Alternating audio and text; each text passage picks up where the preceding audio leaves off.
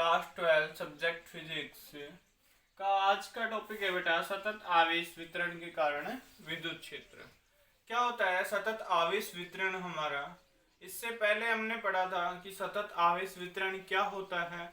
उसके बाद में हमने पढ़ा था आयतन आवेश वितरण, पृष्ठीय आवेश वितरण और रेखीय आवेश वितरण, यही पढ़ा था।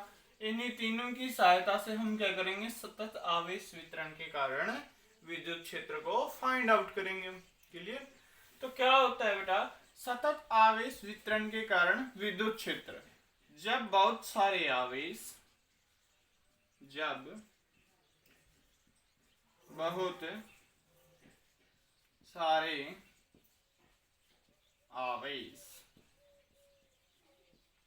कह रहा है, जब बहुत सारे आवेश एक जगह स्थित होते हैं हमारे, या एक जगह उपस्थित होते हैं, जब बहुत सारे आवेश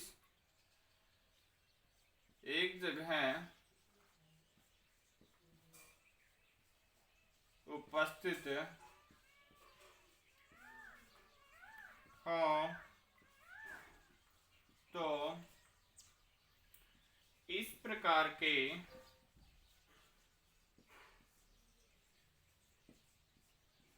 आवेश वितरण को सतत आवेश वितरण कहते हैं। सतत आवेश वितरण कहते हैं। क्लियर बेटा? क्या कह रहा है कि जब बहुत सारे आवेश, एग्जाम्पल के तौर पे मान लीजिए कोई क्यू आवेश है हमारा, वहां पे क्यों क्यों क्यों काफी है मात्रा में और एक जगह पे स्थित है। जब एक जगह पे स्थित है तो आवेश का वितरण हो रहा है वहां से, उसे ही हम क्या कहते हैं, सतत आवेश वितरण कहते हैं। अब डिपेंड ये करता है कि हमारा सतत आवेश वितरण किस में है, रेखीय में, आयतन में या पृष्ठ में। तो इसमें अलग अलग हो जाएगा तीनों। क्या कह रहा है कि अब क्या करेंगे हम, सतत आवेश वितरण के कारण विद्युत क्षेत्र की तीव्रता क्या करेंगे, हम ज्ञात करेंगे। जब ज्ञात करेंगे तो हम क्या करते हैं कि डी क्यू एक अल्पांश ले लेते हैं हम। क्या होता है बेटा, इस आवेश का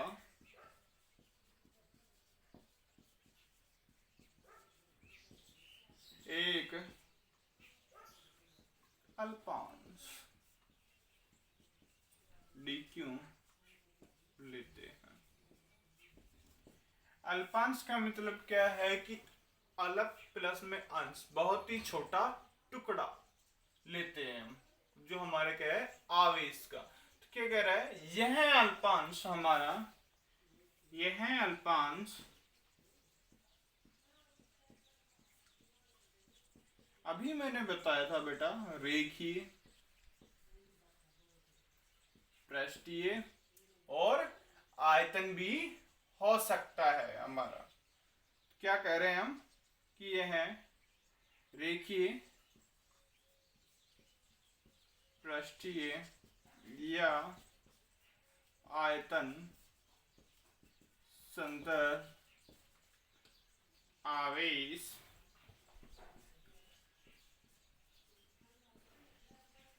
वितरण भी हो सकता है। मैंने बेटा पहले बताया था आपको कि जो dq हम अल्पांश से लेंगे डिपेंड करता है कि वो किस वे में, कौन से आवेश के वितरण में, रेखीय में है, पृष्ठीय में है या फिर हमारा आयतन में है।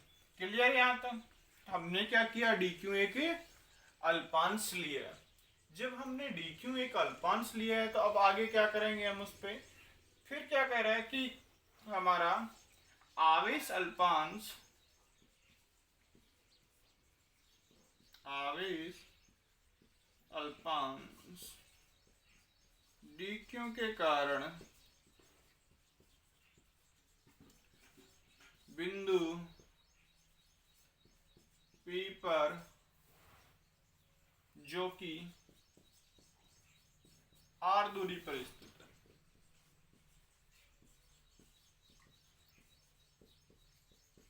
आर दूरी पर स्थित है। क्या करेंगे अब हम? विद्युत क्षेत्र की तीव्रता, वो क्या होगी अब हमारी विद्युत क्षेत्र की तीव्रता। ये विद्युत क्षेत्र की तीव्रता हम E इजिकल टू क्या हो जाएगा बेटा, 1/4πε0। ये वैल्यू हमारी किसकी है? K की वैल्यू है। We now that K is equal to 1/4πε0।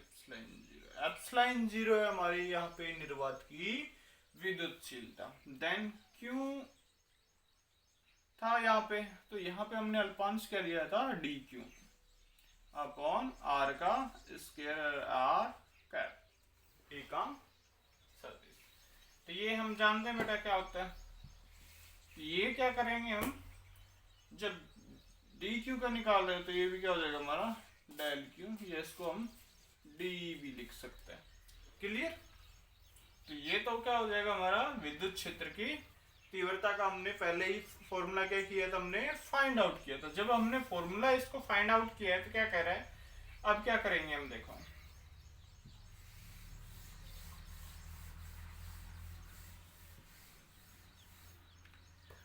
क्या कह रहा है कि हमने कोई भी बिंदु P माना था, अगर उसके ऊपर हम धन आवेश रखेंगे तो क्या होगा, जब हम उस पे धनावेश रखते हैं तो दिशा भी धनावेश की तरफ ही क्या करती है, फोर्स लगाती है हमारी।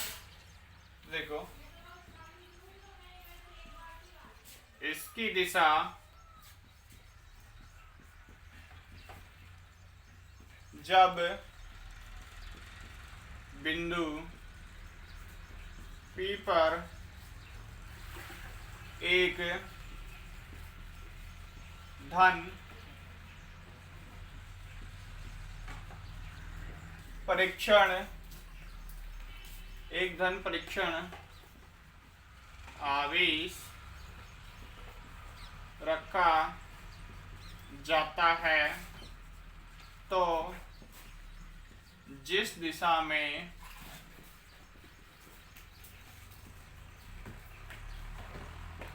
धन आवेश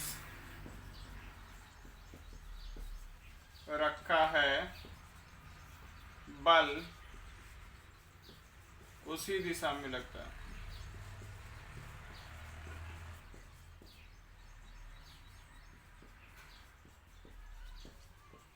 यही है हमारा क्या होगा कि बल उसी दिशा में लगेगा जिस साइड दिशा में क्या कर रहा है हमारा आवेश रखा जाता है, अर्थात आवेश को फिक्स किया जाता है। क्लियर? तो क्या कह रहा है कि अब उस पे हमें क्या करेंगे, हम विद्युत क्षेत्र की तीव्रता ज्ञात करेंगे। जब हम विद्युत क्षेत्र की तीव्रता करते हैं तो हमने क्या लिया, वो तो क्यों आवेश पे विद्युत क्षेत्र की तीव्रता कर रहे हैं, तो अब हम क्या लेंगे, अल्पांश ले रहे हैं बेटा।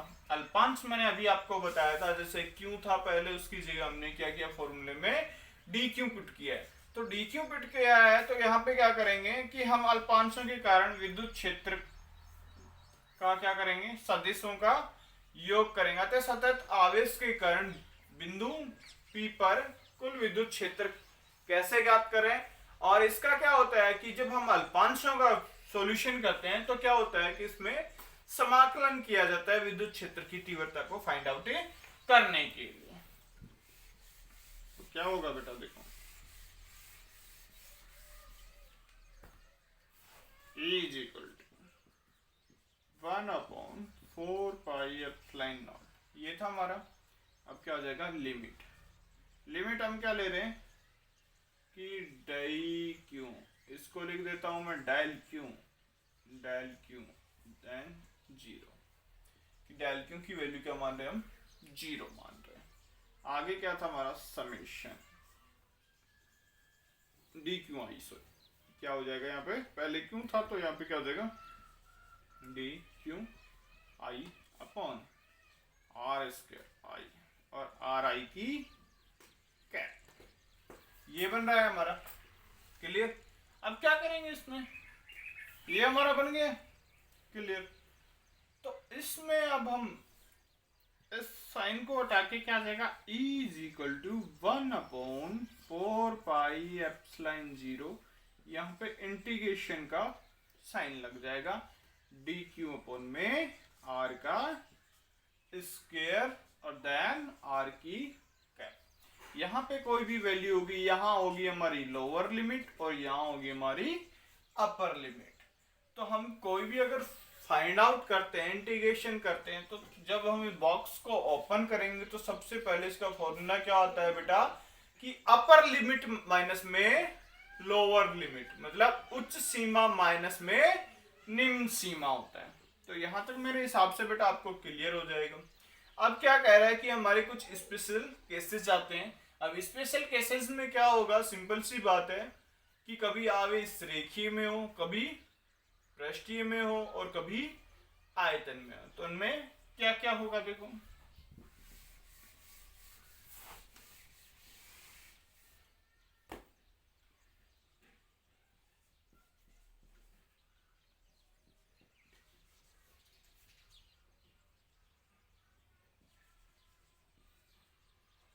स्पेशल केस है हमारा फर्स्ट, यदि आवेश अल्पांश रेखीय सतत वितरण में हो तो, यदि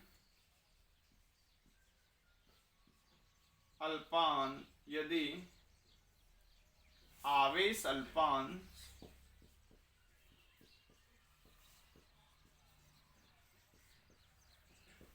रेखीय संतत वितरण में है तो, जब हमारा क्या कह रहा है कि रेखीय आवेश सतत वितरण में है तो क्या होगा हमारा, हमने बेटा एक फॉर्मूला लिया था, फॉर्मूला क्या था हमारा सतत आवेश वितरण का, क्या था, lambda is equal to dq upon में dx माना था उसमें। अब हम यहाँ dx ना मान के dl मान लेते हैं, लंबाई को क्या हो जाएगा l। तो वी नाउ दैट इसमें dq का अगर हम फॉर्मूला निकालेंगे, dq is equal to lambda d l, यही होगा हमारा बेसिकली। तो देन इसके बाद में क्या होगा, इसके बाद में क्या होगा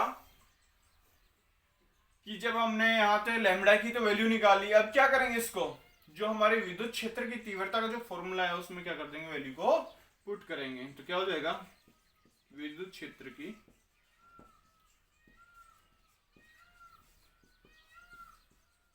तीव्रता, विद्युत क्षेत्र की तीव्रता का फॉर्मूला क्या था हमारा, तो डी इंटीग्रेशन हो जाएगा हमारा इक्वल टू इंटीग्रेशन 0 से एल, यही मान लेते हैं हम।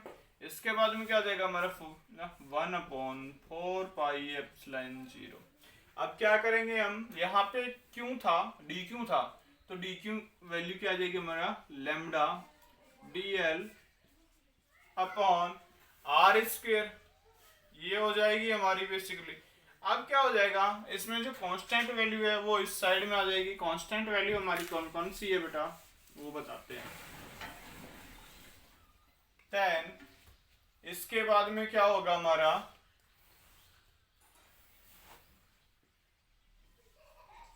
D integration is equal to क्या आ गया हमारा लैम्बडा है, यहाँ पे क्या करते हैं हम, के अपॉन आर स्क्वायर कर दें, 1/4 पाई एप्सिलॉन 0 क्या होता है, के अपॉन में आर स्क्वायर और इंटीग्रेशन लैम्बडा डी एल 0 से एल। ये क्या करेंगे हम, इसका इंटीग्रेशन करेंगे। जब हम इसका इंटीग्रेशन करेंगे तो आगे फॉर्मूला शोल हो जाएगा। ये तो था हमारा केस नंबर फर्स्ट, जब आवेश अल्पांश रेखीय सतत वितरण में हम। अब कंडीशन सेकंड आ जाती है बेटा, तो सेकंड आएगी तो क्या हो जाएगा हमारा,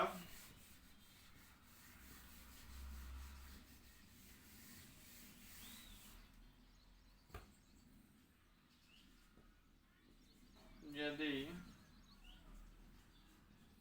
आवेश अल्पांश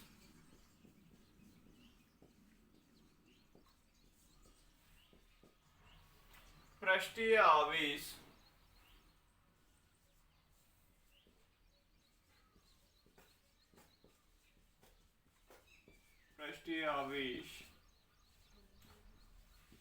वितरण में है तो यही होगा हमारा। देन क्या हो रहा है बेटा कि पृष्ठीय आवेश वितरण में, जब हमारा पृष्ठीय आवेश वितरण में है तो कंडीशन हमारी क्या आ जाती है, हमने पढ़ा था कि पृष्ठीय आवेश वितरण क्या होता है। पृष्ठीय आवेश वितरण क्या था हमारा बेटा, sigma is equal to D Q upon में डी ए था हमारा। तो इसका डी क्यू का वैल्यू हम निकालेंगे तो क्या जाएगा, d q is equal to sigma d a. ये था हमारा सिग्मा डी ए था। अब क्या करेंगे, हम इस पे विद्युत क्षेत्र की तीव्रता निकालेंगे तो क्या हो जाएगा, विद्युत क्षेत्र की तीव्रता। जब विद्युत क्षेत्र की तीव्रता निकाल रहे हैं तो क्या होगा, देखो विद्युत क्षेत्र की तीव्रता निकालेंगे तो integration d e is equal to integration k sigma और डी। अगर डी ए लेंगे तो यहाँ डी ए आ जाएगा, तो डी ए मीन्स एरिया, या फिर हम इसको डी एस भी ले सकते हैं। अगर डी एस लेंगे तो डी एस आ जाएगा यहाँ पे, और डी ए लेंगे तो डी ए आ जाएगा, एस अपॉन में आर का स्क्वायर। ये था हमारा इंटीग्रेशन। अब क्या करेगा बेटा, ये integration d is equal to क्या हो गया हमारा, के अपॉन आर का स्क्वायर और integration sigma d s. Condition क्या हुई कि जो हमारा formula d is equal to क्या था, 1/4 पाई एप्सिलॉन 0, देन क्या था sigma d s upon r square. इसको क्या कर दिया था, डी इज इक्वल टू के सिग्मा डी एस अपॉन में आर का स्क्वायर। ये वाली वैल्यू ये हमने पुट की है।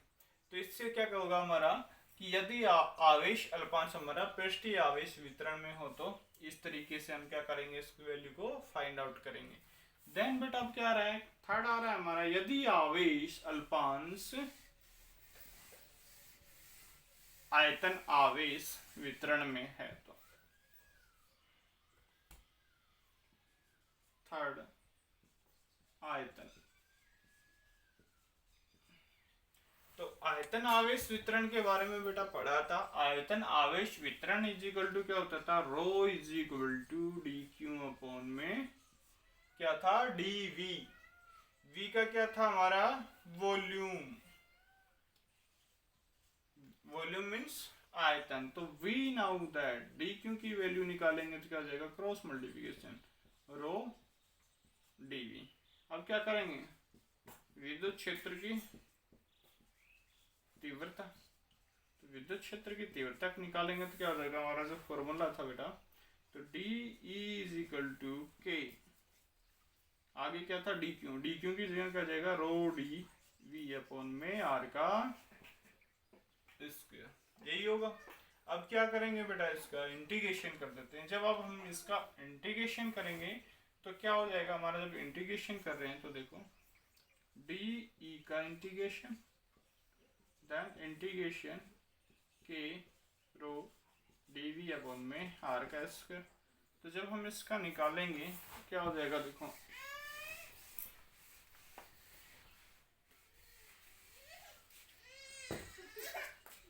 तो d integration is equal to k upon r square, क्या है कांस्टेंट है हमारा, क्या हो जाएगा रो डी वी। और अगर हम लिमिट कहाँ से ले रहे हैं, 0 से v तक, तो 0 से v तक। ये हमारा क्या हो गया बेटा, आयतन आवेश वितरण है हमारा। जब हमारा आयतन आवेश वितरण है तो अब किस तरीके से क्या करें, हमने क्या किया था कि सतत आवेश वितरण पर विद्युत की क्षेत्र की तीव्रता कैसे फाइंड आउट करते हैं। तो आज के लिए बेटा इतना ही, कल हम आपका नेक्स्ट इससे आगे करवाएंगे। थैंक यू बेटा।